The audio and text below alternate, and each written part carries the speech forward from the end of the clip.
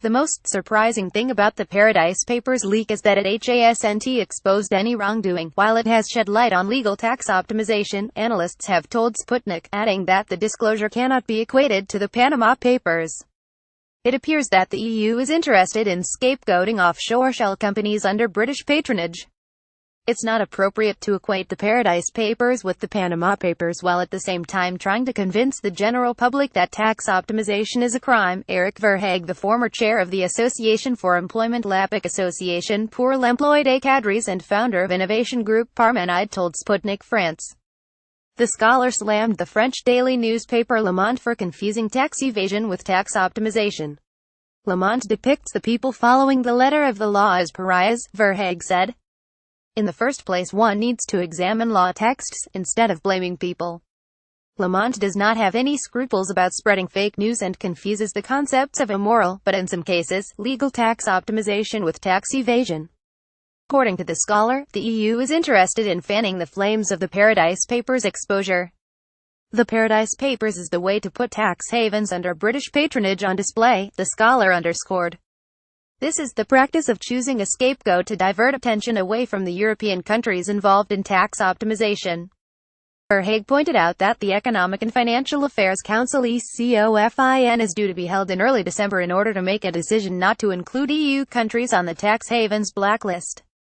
While Luxembourg, Holland, Switzerland, Liechtenstein are the real offshore patrons, they are not mentioned in the recent exposure, he highlighted.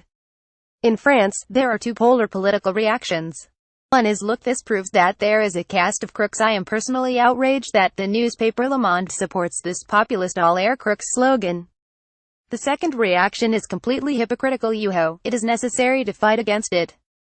Verhaeghe explains the hypocrisy in that every year the EU passes laws allowing tax optimization in European countries. Everyone knows that the richest people create family holdings for tax optimization, the scholar stressed. Those who shout about the need to fight against it adopted French laws that allow one to evade taxes.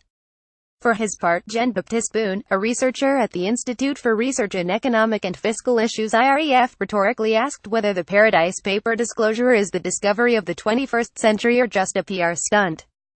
This journalistic investigation has more in common with a marketing campaign than an in-depth analysis, he believes.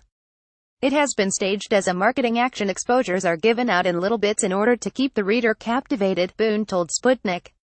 I do not understand what exactly they want to accuse the individuals and firms mentioned in the documents of.